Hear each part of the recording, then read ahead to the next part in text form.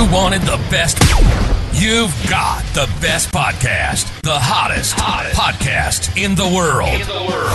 The Chris Voss Show, the preeminent podcast with guests so smart you may experience serious brain bleed. The CEOs, authors, thought leaders, visionaries, and motivators. Get ready. Strap yourself in. Keep your hands, arms, and legs inside the vehicle at all times, because you're about to go on a monster education roller coaster with your brain.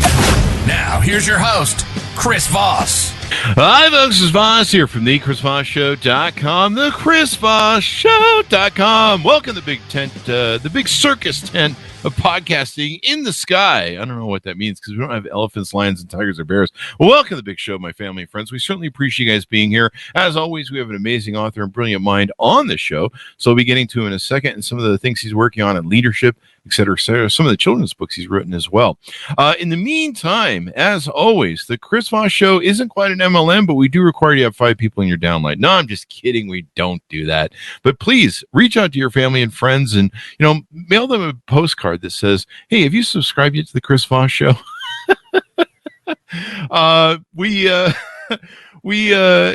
go to youtube.com/Chris Voss, go to goodreads.com/Chris Voss, go to our big LinkedIn group. LinkedIn newsletter over there is killing it. The big LinkedIn stuff we're doing. We just booked the second billionaire we've ever had on the show today, so watch for that. They'll be, I think, here next week. We'll be talking to billionaires, and I think we just might make the show all just billionaires from here on out. So this guest might be the last normal guest on the show. No, that's not going to happen. We're not going to be that way. Anyway, guys, one tip of the news that I thought was kind of interesting. Meta, if you're familiar with Meta, which is otherwise known as Facebook, one of their vice presidents told staff to make the metaverse so obviously successful that his dad stops calling him every week to ask about it. Wow, that's some pressure right there. Basically, he's just telling his staff, please make the metaverse stop sucking. So there's that. Anyway, our newest author, and welcome to the show, is going to be Atlas Aultman. He is here to promote his newest book that will be coming out in June. It's Rule of 3, How Elite Leaders Win. And this is one of several books that he has. We'll be talking to him about his amazing book, his life, what sort of things he did in the White House, et cetera, et cetera. Atlas Aultman has successfully led military and technology teams in the White House Special Operations and Combat Zones since joining the Air Force in 1995. He and his 16-year-old son recently teamed up and published a book series that garnered #1 best-selling rank on Amazon for over 2 weeks in preparation to self-publish his leadership lessons book, which we just aforementioned, and it's available to the public coming June 2023. He is now helping people write, speak, and win using his processes and experiences from the shadowy sidelines of history. I should put that in the movie voice. Welcome to the show, Atlas. How are you? Thanks, Chris. I am excellent now. Thanks for that awesome introduction. That's I love the word shadowy. You said it so perfectly. Yeah, it was like the whole "in a world gone mad." Atlas Aultman brings you the process and experiences from the shadowy sidelines of history. I don't do that well at all. I feel like a billionaire though, so yeah, let's go with that. We try to make every guest feel like a billionaire. So welcome to the show, Atlas. Give us your .coms, wherever you want people to find you on those interwebs in the sky. Perfect. Yeah, I'm on leaderstatkit.com. So that's leaders, like the word -KIT.com. Let's talk about a little bit of your history. Let's sell you a little bit to the audience and talk about what sort of upbringing, background, what got you in the military, et cetera, and focus on leadership. Yeah, I love myself. So let's talk about me. This is fantastic. I thought I was the only narcissist in the room. Early childhood, my dad left us. I ended up hanging out with my grandpa, who was a special operator. He taught me how to march, and my first words were "Hup, 2, 3, 4." I looked at him and I said, "Man, I want to be that guy." Everyone comes up to him for answers. And then my mom went and married another guy in the Army. He was fantastic at leading too. And I was like, I got to do this leadership thing. And apparently the military is a place to do it. So the recruiter came over and I said, I want to learn how to do leader things. Mm-hmm. And he sold me a bill of goods, as they always do. and I became an admin troop. And I sat next to commanders, and apparently I did that really well. And that was before email was a thing. So I used to print out a lot of emails. And one of them said, hey, general officer who I was working for, you can give a scholarship to anyone. And I said, hey, boss, can I do this? He said, yeah, go talk to the speechwriter. So Christmas, he visits me, pays for my education. I become a commissioned officer. And now 27 years later, I've worked at the White House, elite military organizations that people will never hear of because they're in the shadowy, the shadowy sidelines of history. Commanded some really fantastic teams across battlefields in Iraq and Afghanistan. We've opened the door to technology and innovative cells, but really innovation was where leadership is. In fact, if you look at all the leaders that everyone looks at now, people look at innovation first and they say, how do I be like that? So I went into that. Now my official title in the Air Force is Warfare Communications Operations. And I have a 17, which is an operator, Air Force Specialty Code, which I'm about to retire here pretty soon, and then help people with all the things that I learned and all of these special teams that I got to be a part of. And in Afghanistan, I punched the ticket. I was the director of special operations, and President Trump at the time said, hey, we're leaving. And I said, guys, I think we're serious. And the Air Force made an offer. They said, how about you stay in, we'll send you to Phoenix. I said, man, you know me too well. It's been too long. So now I'm in Phoenix, and I'm serving out that couple of years that they're letting me do before I go help. So there you go. And you served in the Obama administration. I did. There you go. 2 years there at the end, first term, where I was advancing him, which means I was going before him and making the White House appear before him and his staff and Secret Service and all those people. Nice. And then I lived at the White House for 2 years as his personal communicator, which means whenever somebody had a bad day, they would call me and say, hey, this is a bad day. And I would vet all of his calls for him if needed to be for military emergencies. Wow. Gig. It's a good gig. I suppose that's pretty necessary for, what goes on in the world and all the confrontations, military, chances for something to escalate and turn into World War III. So you got to have definitely a handle on that. Yeah, it was phenomenal to be there. The team was amazing too. I mean, I can't say enough good things, but he's always the president, whether he's sleeping or whether he's in the Oval. So somebody's always got to be there. It's a hell of a job. You look at how much toll it takes. I think Obama did some jokes about how old he looked. I think it was the national press thing, about the difference in age and stuff. And I mean, the stuff you have to worry about and the weight of the world. I mean, I run small businesses and, had 100 plus employees. That weighs on you. I'm like, well, what is it like when you're the leader of the whole world? So let's get into, how you've transposed a lot of that. I was going to tell the joke too. You went from Afghanistan to Phoenix. So you just went from one hell desert to another. no shame. No, it's gorgeous here. You should come visit. It's a beautiful place, but it's hotter than hell. And I say that because I live in Vegas. Right. I feel your pain, except about 10 degrees less. So let's see. Let's touch on the first book that you put out, I believe, with your son, the Fox book. Let's give that a plug. Okay. Yeah. So my son looks at me. He's 15 at the time, and he goes, Dad, I'm going to be driving soon. How do I make money? And I was like, write a book, dude. And he's like, let's do that. And I'm like, what are you talking about? He's like, we should write a book. Yeah. And I'm like, I don't speak French. What is this we word you're using? So I was like, you write a book, I'll write a book. We'll see who's better. And we go after it. And he brings me the book and he goes, Dad, seriously, how do I make money? And I said, you need to get one of those clown suits and some good makeup and figure out how to do the balloon animal thing. And then better just join the circus. He's like, your book is good. Let's go with that. So we got an illustrator and we published the book, and I went through the process because I'm getting ready to do that anyways. Pulled my book back from a couple very well-known places because Dave Goggins was like, don't let anybody publish your book. And he's right. They own a lot of your information when somebody else publishes your book. So I wanted to give it a plug, did it with the kids' book. next day we're on the best-selling list on Amazon. And my son at 15 is the editor of a best-selling book. I was like, dude, your resume is golden. Like, you could pick your job. Let's go. And he's like, I don't feel any different. And I still don't have any money. I'm like, fair enough. I really wish I would have started writing books earlier in my life and career. I actually tried to write one earlier, about 10 years earlier than I did. It got rejected, of course, by all the book sellers. And back then, there really wasn't the whole Amazon thing. But I wish I'd done it sooner. I could have wrote you so many books during my business career. There's at least 4 books in me of just employee stories alone, of like all the crazy. I come home every day and tell my girlfriends, you won't believe what this employee did today. It was a never-ending adventure of stories. So I wish I'd written more. In fact, when I wrote my book, a lot of my memory had faded, and it took a while for stuff to come back. And fortunately, a lot of stuff came back.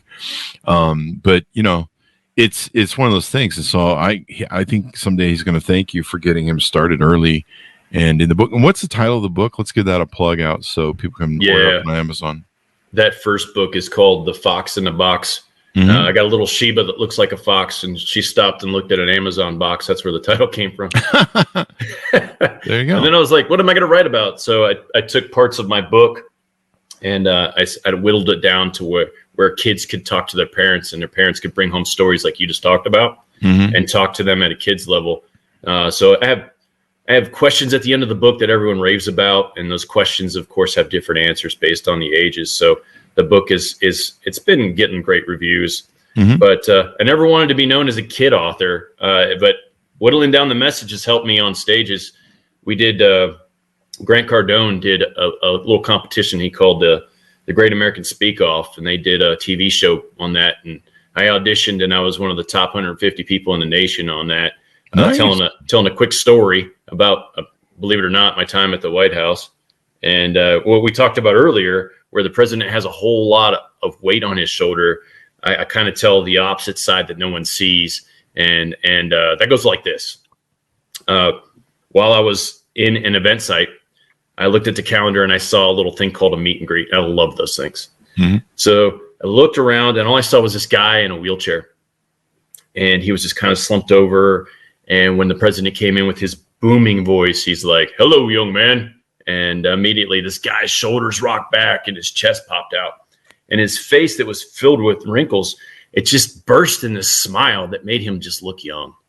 Wow. And what's amazing about that is you don't have to be the president of the United States to speak that into someone's life, to give somebody that feeling where a recognized leader, because somebody's looking at you as a leader, recognizes you in a moment. And that got me to the national stage, and then I messed with it and screwed it all up after that.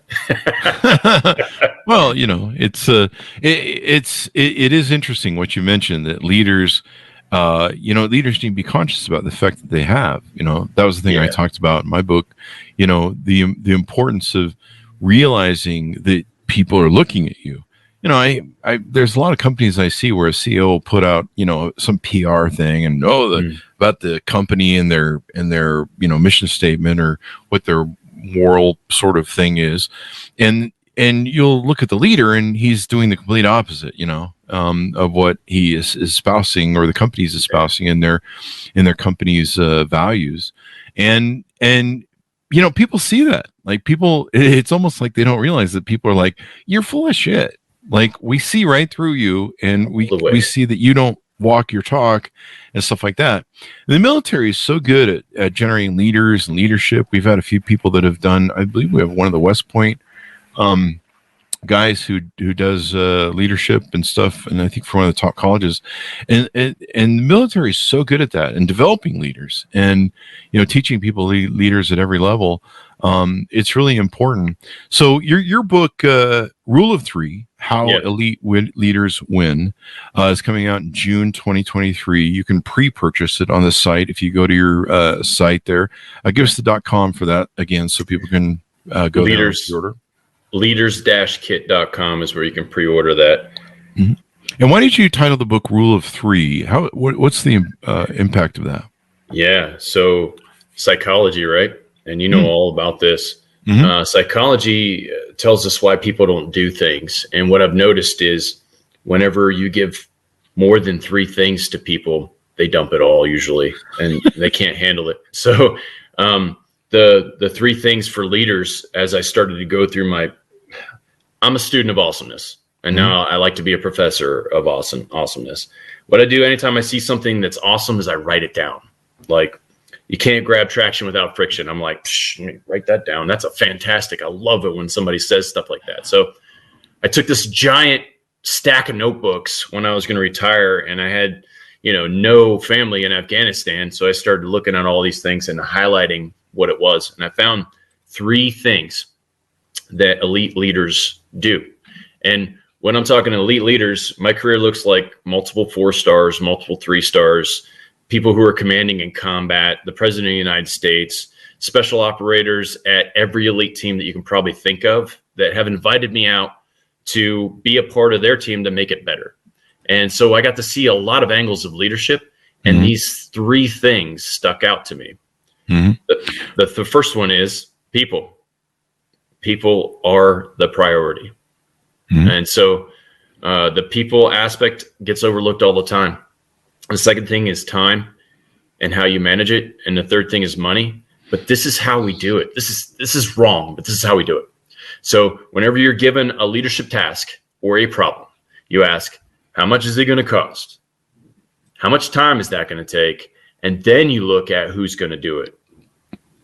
When you flip the script, you get how elite leaders win every time. Who's going to do it? And then they tell you how much time and money it's going to take. And that's the winning formula. It's a W. Look at that. Throwing a W up on the screen because it's a win every time. And it's amazing that we don't do it like that, but that's the book summarized. Yeah. A lot of stuff is, especially from a toolbox aspect, is fairly simple. Like I always had, a toolbox that I always go to, very, very simple techniques, especially if I had gotten off track. Coach, is it Knowlton? His one thing, go back to the basics and stuff. And so keeping it simple, and like you say, keeping it three things to focus. What are some other techniques or tease outs we can do on the book? Yeah. So from the people aspect, there's a lot of different mantras on how people look at that. And the common thing that I've gotten back with feedback on that specific topic of hey, you can't always pick your people is, yeah, you can. So every time we've been given a team in the military, you said it pretty well, we get trained a lot in leadership. We do a lot of leadership training. Every year I'm doing something specific to leadership. And one of the things we do is a very old school mentality of you give somebody a job, you hire them to do it, and then you just expect them to do it. You don't monitor what they're good at. What I found on very elite teams is the elite leader will pay attention to everyone's qualities. They'll look at the positives and the negatives, and then they'll focus on the positives. So if you've ever heard of a SWOT analysis, that's strengths, weaknesses, opportunities, and threats. This is how CEOs, they do SWOT analysis to figure out what they're good at, what they're bad at, what opportunities they might have, and what their threats are. I get rid of threats, and I make it a SWO analysis. Oh, there you go. And what happens is you get the strengths, the things that you're good at, and you tell people to do those. The people that are good at those things will do those things for you, and they'll do it really well. And your weaknesses, you just find somebody that's good at it, even if they weren't hired to do it, because it's amazing what you have on your team whenever you start looking at it that way.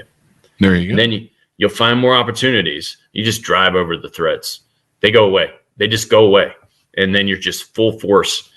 And that always comes out as a question is, how are you getting so much money? And with budgeting in the government, they give it to people who win. And billions of dollars have flown through my organizations because we win. And we do it all the time. It's amazing.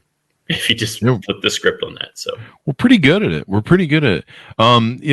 develop good leaders. It's I've been watching the dynamics between the Russian war in the Ukraine and how their leaders work. And I've seen a lot of commentary from the military leaders on why our leadership and our militaries work, whereas opposed to theirs doesn't. What's kind of interesting is like their military structure is a little different where, I mean, they have like top military leaders almost on the front lines because of, I don't know, I guess they have everybody's a leader over there or something. I don't know. Do you have any thoughts on that? I'm always kind of interested in that. Wow. You're reading my mind because I just pulled that one out. Okay. So General Patton, he came up with this thing called ground truth. And in World War I, he was a tank commander. He did a lot of tank things, and he used to pull his tank up to the front lines. And then when he was in World War II, he was a 5-star general. And one of the things he did really well was whenever he got updates from the battlefield, he called a flag, and he's like, that's not right. Let's go down to the battleground and get the truth, ground truth. So he would go and ask, what do you need? And then from the battlefield, they would tell him what it is that they need. I employed that same thing when I was in Afghanistan. If I had SEALs, for example, that needed something, I would go down and visit them as the senior guy from a directorate standpoint. And I wouldn't stay too long, but I'd be like, hey, what do you need? This is what I'm thinking. And then I would give them updates on other things we were doing. And then that drove the train faster because I asked the people who are actually doing the work what they needed. Yeah. It's amazing how many times we skip that step. But that's a military ground truth that I can plug it right into that question. That is awesome. Definitively, that is how it works. That's how it's supposed to work. There was another thing that I researched recently, and it was the U.S. Army's be no do concept. You ever heard of that? Yeah, I've heard of that. Yeah. Yep. Yeah, the Army changes their constructs a lot. And there's a lot of leaders that have been in for a long time. Andrew Stedman, good friend of mine, worked at the White House with me. He has a website called The Military Leader, and he posts things like that out there where he'll review some of the things that have gone in the past and then put them into the current Army structures. And I love following that stuff. I just love it because it's amazing how you can pull excellence together whenever you know where we've come from and what we're doing. Yeah, I mean the amount of work we put into building great leaders, and I think doesn't one of the successes for our military in the U.S. Is because leaders, we teach everyone kind of how to be a leader for the most part, and like units can basically do their own thing. I mean they clearly don't go against orders, but they can make decisions in an extreme environment where maybe somebody has to take over and step in a crisis situation. Yeah, we did a lot of that when I was in command. The last time, all the organizations that I've been a part of, the Air Force have won major awards. All the commanders that I advise now are the top in the command right now. Wow. And so, like, whenever you're starting to look at leadership and what works, everyone has a different cycle. So putting a label on how that works is definitely dangerous. But what I have seen is whenever you can pull somebody's strengths out and put them on a team of other leaders, they'll start to move forward. And in my situation, I had a great command team. My last command, we won best in the Department of Defense. That's all the branches of service for one of our facilities. And we started rolling out some things that weren't in the books, black and white. We just made the rules and said, okay, is this good? Because if it is, we're going to keep doing it because it's working. And if it's not, give us some guidance. But we're not just going to sit around on our hands because this is a problem and it affects operations. And yeah, we empowered commanders to do that. I empower commanders to do that right now. Whenever they see a problem, let's fix it. And then what is somebody going to do? Come slap your hand for fixing a problem? No, that never happens. You fixed that wrong. That only happens when I work in like big corporations and stuff. People are like, why'd you fix that? You didn't stay within the confines of your job. That's right. But when you're in the battlefield, I mean, you're in sometimes a very alive arena. I don't know if that's the right term, but you're in a combat arena. You're under the threat of death, war, assault, attack. And then sometimes you're defending your attack. There's a lot of leadership skills that go into that. And how does a lot of that translate to business, do you find, when you consult with businesses and companies? Yeah, that is a fantastic question that I'm going to answer right now. Did I delay that good enough? Or yeah, I'd like your setup on the stall for that one. Yeah, good. No, So the last time we had the threat of an enemy force coming upon one of our installations, I went out and I talked to everyone that was on the installation about their specific part if that were to happen. Now, we got attacked a lot. Just like anytime you're in war, you're expecting to be ready and happen to do whatever it is that is needed. But it's better if you communicate. So if you have a plan and you go through it and then you exercise that becomes training. And training cycles are now something that are a dirty word because, you have company training, you have corporate training, you have all this mandatory training. But it doesn't necessarily need to be dirty. It can be helpful when it's applied correctly to a specific situation. So when we were in Afghanistan, I went through and I hit everyone up on my team, all the leaders. I said, what are you doing? And then I was like, okay, show me. And then they did the cycle. And then if we were to be attacked, I felt really good about that. And when we were attacked, everybody did what they were supposed to because we did the training cycle. It's like practicing dialing 911 with your kid, right? Whenever something bad happens, they're going to call 911 because they already know how to do it. It translates to business like that. If you've got something that needs to get done, why aren't you talking about it? And why aren't you engaging your leaders in their portion of it? And what I find whenever I consult is that is the common problem. The leaders will do it if they knew what to do, but they don't. And there's no conversation there. It's just an expectation that usually falls flat. What modes do you see where people fail as leaders? Where do you think when leader?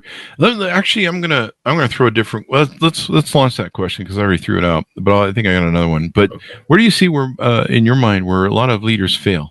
Yeah, a lot of leaders fail in communication. So what happens is a leader is afraid to tell the truth.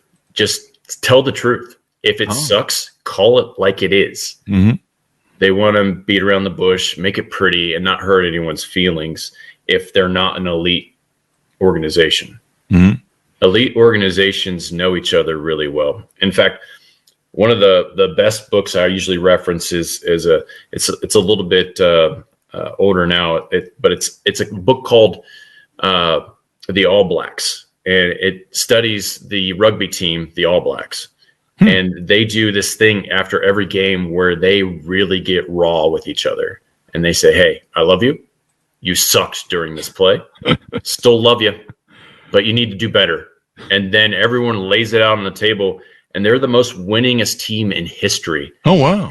Because of they do a little pre-ritual dance like the haka, which is fantastic. If you're into YouTubes and you like that kind of stuff, they do a fantastic little haka dance. And that's also what they're known for, but they are the winningest team in sports, any sport, everywhere. So that works. And it works in business too. It works on a battleground. It worked in the White House and it worked in special operations. That's got to be really, that's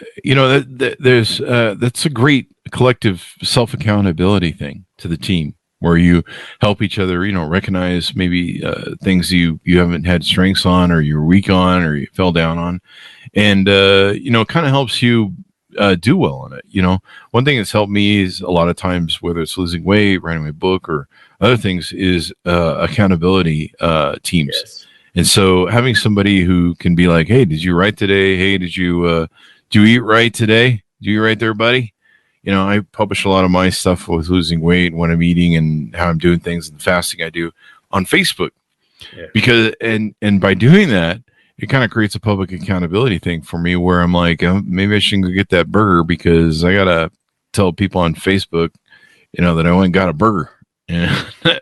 So it helps keep me on the straight and narrow. It helps keep me like, I'm like, should I eat now? Why don't I wait a couple hours so I can brag on Facebook that I made it? It gives you that added pressure. And so I think that's really important. What do you think? Do you find a lot of leaders actively think about their leadership style, what their leadership mode is, their values? Many times in business, I ask people, what is your leadership style? What are your thoughts on how you do your leadership? And many just aren't aware. They're just like subconsciously they've kind of learned kind of a pattern that they're utilizing. Do you find most people are aware, or they've thought through it, or maybe that's something that people need to do more and say, what is my leadership style? What are we trying to do here? Yeah, there are two schools of thought on leadership. There's the great man theory, which is you're born a great leader and then you build on that. I think that those type of leaders are the ones that reflect on their leadership style, how things hit and how they didn't. And they write notes like me. And then I think there are people that try really hard to be leaders and they're just better suited for management, where they can take a task, they can hold people accountable, they can be truthful. That's not really pointing anybody in a direction, it's holding them accountable. So the leadership portion in your last example is you're leading yourself. When you look in the mirror, you're holding yourself accountable to some other people. There's a management aspect to this, but you're internalizing leadership by making a path forward. And I think people get that twisted a lot. So the great man theory, you're born with it.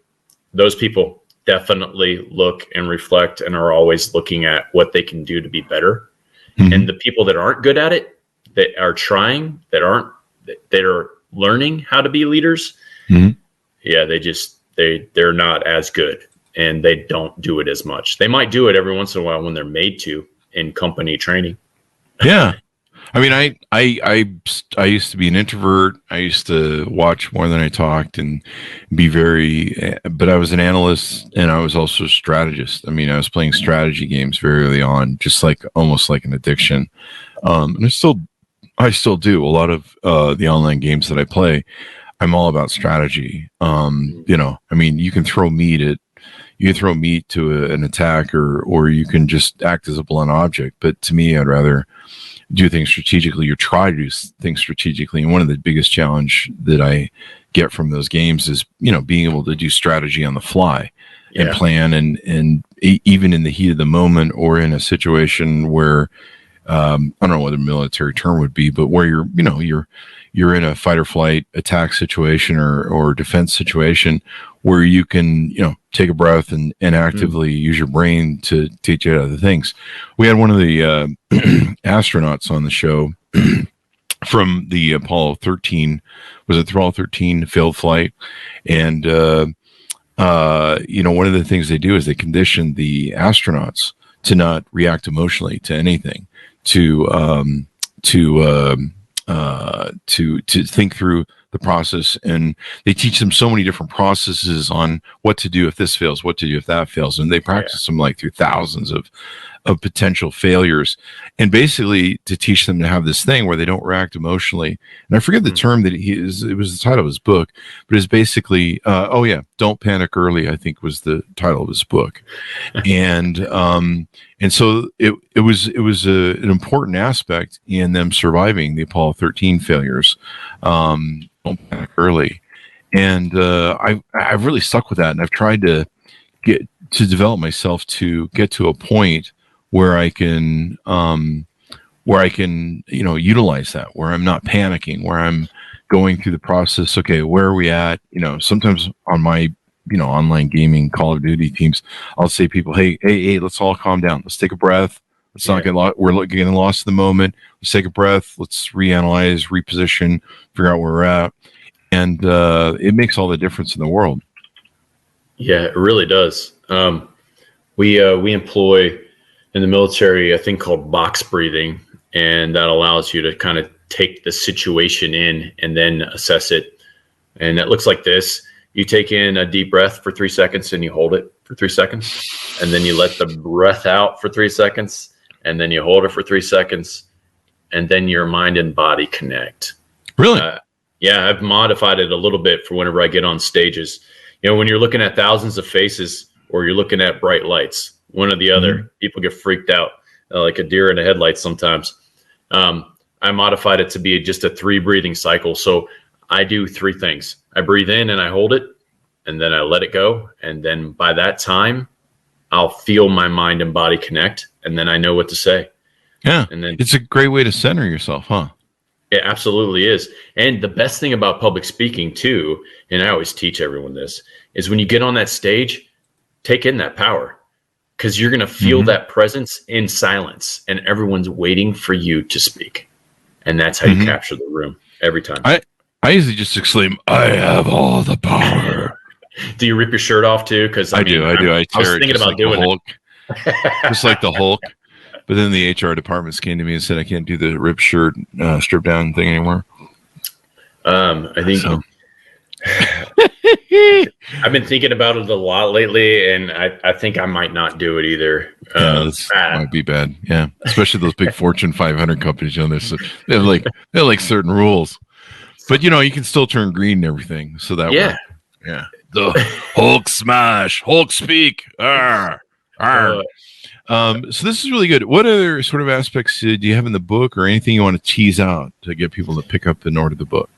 Yeah. So for me, I talk to an elite mindset, and this is something I think is missing right now. So where I will tease this out is Simon Sinek.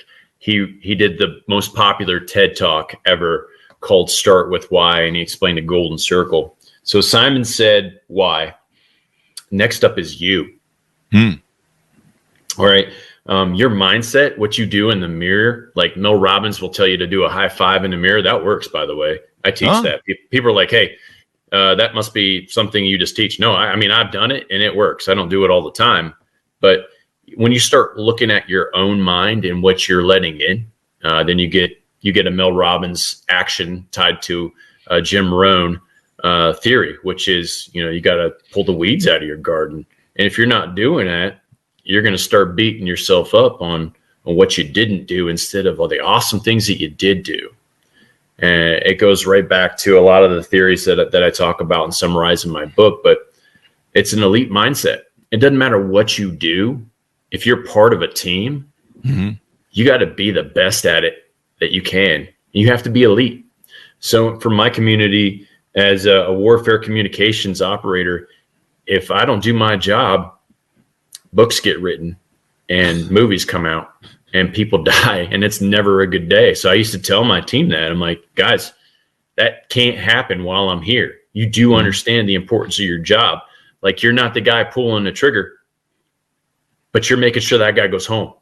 Yeah. So you're an elite person on this team. You're a special operations communicator. You better live up to it today, or I'm sending you home. Yeah. I mean, life or death. I mean, this isn't my Call of Duty lobby. I can always recover if I have a shitty game, but in the real world, even business can be life or death. It can destroy you. It can destroy your finances, your future. It can be very destructive. And keeping a clean head, keeping the weeds out of your brain is really important, because sometimes it's just, like I said, I used to adhere to Coach, is it Noland? No, Nollington. He was the guy who was big winnings coach in college. I always forget his name.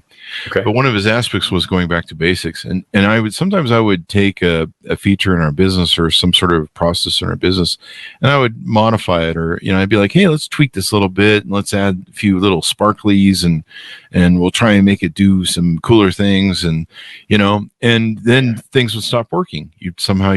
You'd screw it up. Sometimes my brain would be focused on, having a good time and enjoying all the money instead of, doing the hard work that got me there. And I'd have to go, hey, well, okay, partying's got to stop. We got to get back to basics and focus on the important stuff. And let's quit burning through the weeds, basically. Yeah. I think that is a common theme in coaching. Vince Lombardi put mastering the fundamentals on the map. That's how he explains it, but I think he stole it. Maybe I shouldn't say that on your show. There's creative swiping.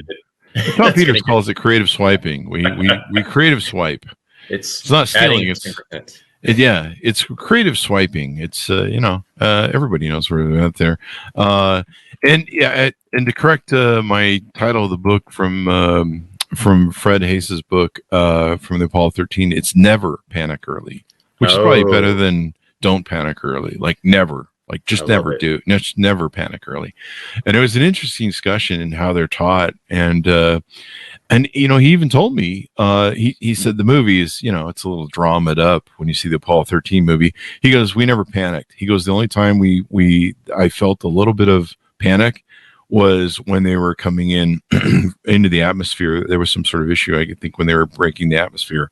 But other than that, he said I wasn't worried. I wasn't afraid we weren't going to make it home. We were all pretty calm and collected. And I was like, holy shit. I mean, right. I was like, this guy, I mean, you see the movie and you're just like, I'd be freaking the freak out, you know, the first time something.